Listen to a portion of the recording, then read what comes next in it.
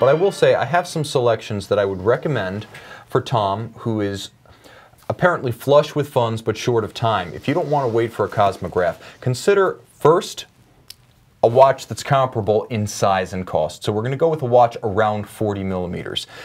Consider the JLC Master Chronograph, now on a bracelet. This is a watch for $10,800. It's not as water resistant as the Daytona, but it does give you the convenience of a date. It also gives you the same kind of refinement you expect with the Daytona, with twin mainspring valves, long power reserve at 65 hours here, 70 for the Daytona. You've got the vertical clutch. You've got the column wheel. You've got an in-house caliber. You have a very handsome watch, and that style is going to last. I know, Jason, you've talked a lot about watches that'll last, watches that'll grow old, and I think your message has always been novelties ultimately wane in interest. But the enduring watch, the instant classic, is the watch you can wear again and again and never tire. Yeah, absolutely. And I think that also goes to your point. I hear you say many times too, is if you're doing the research and you buy the piece that you have spent some time falling in love with the story and the tradition of the watch, and you actually you know, attach yourself to the history of the watch, when you put that on your wrist, every time you put it on your wrist, you're going to remember the hunt. You're going to remember doing the research and loving the watch, and that makes it a watch that will always stay in your collection. Every time you put it on, it doesn't matter if it's beat up a little bit or scratched a little bit, every ding has a story, and it's your watch and it stays with you. Okay, I got a little note from JBO. Tim needs to stop mentioning JLC. Well, it's okay, because I've got an alternative. I'm not done.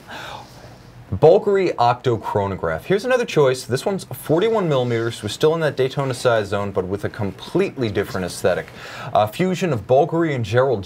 This look will stand the test of time because some version of this case has already been around for decades, so we know it holds up. What you're also getting is El Primero power. Being part of the LVMH monolith has its advantages, and within the board cube, you can have a Bulgari watch with a Zenith El Primero caliber. The best of both worlds. Zenith has never been too strong in style, but rock solid in engineering and watchmaking. Bulgari, they're a surprising manufacturer today, but they're mostly still known for style. Get the best of both worlds, still 100 meters water resistant, and like the JLC, this gives you the date that you don't get in the Daytona. Now, moving on, I could say that if you want to go to a completely different country and spend a little bit more money, we go from Italian-inspired to German through and through with the Glashutte Original, or Glashutte Original, 70s chronograph Panorama datum.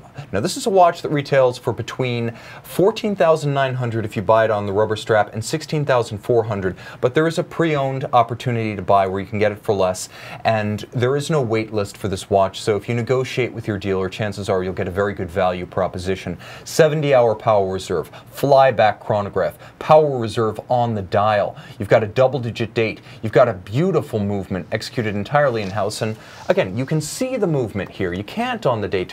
You've got 100 meters water resistant. This might be the most feature-packed watch of the lot. Have you seen this one, Jason? I have seen that in person. It's pretty. Personally, I like the Okto previous watch a little bit better, but the Glashutte is a force to be reckoned with for sure.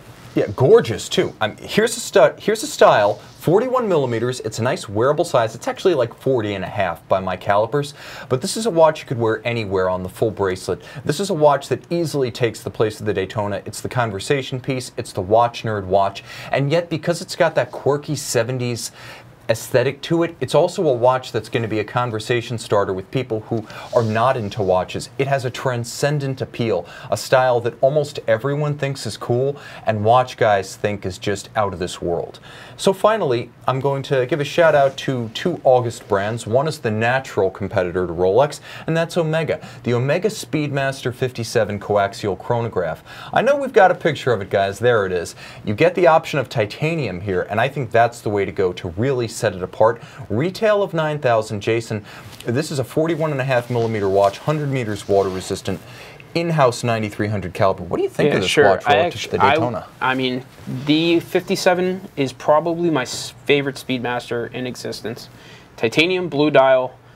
It's a fantastic piece, great size, automatic chronograph, that movement, the 93, great watch. It's just handsome. There's a lot of contrast to the dial. There's something to be said for that piece on the wrist. My only criticism of that piece on 57 is the bezel is quite thin. Yes. So if it's not a piece that I would actively go beat on. Sure, I so can see that. Yeah, number one complaint for some guys is that the bezel gets dinged up a little bit.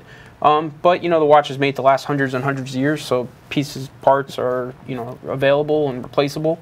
I say wear the watch and enjoy it. Yeah, the bezel's a service item. If you got it, you can refinish it. Worst comes to worst, boom, pop another one on there. That's the nice thing about Omega. It's going to be around forever, and so are the parts. And finally, a company we don't speak of nearly often enough, but Gerard Perrigo, the Stradale Competizione. This is a great line that came out about 2 years ago. It includes a 3300 base caliber that's in-house Gerard Perrigo. It's a little bit bigger than these others, 42 millimeters, and it wears it, but absolutely gorgeous, classic sporting chronograph dial. You've got that tritone black, white with red shocks. Real manufacturer pedigree. This is high horology, but $10,100 on the bracelet.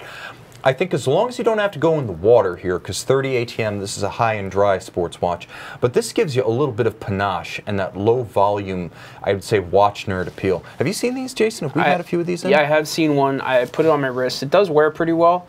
I would say, though, on the wrist, for what it is, I think it's a little expensive. Okay. So I would certainly hold off and get one pre-owned if it's a piece that you definitely want to have. I don't know if I'd shell out the money for new. I think that's a fair assessment. Gerard Perrigo traditionally is not going to hold its value like a Rolex. It's not going to hold its value like a Patek. But watch guys will swear by it. We love the company. We love what they do. And I think they make a very honest product. And this is a great alternative that you will be able to buy today. So consider the Competizione Stradale.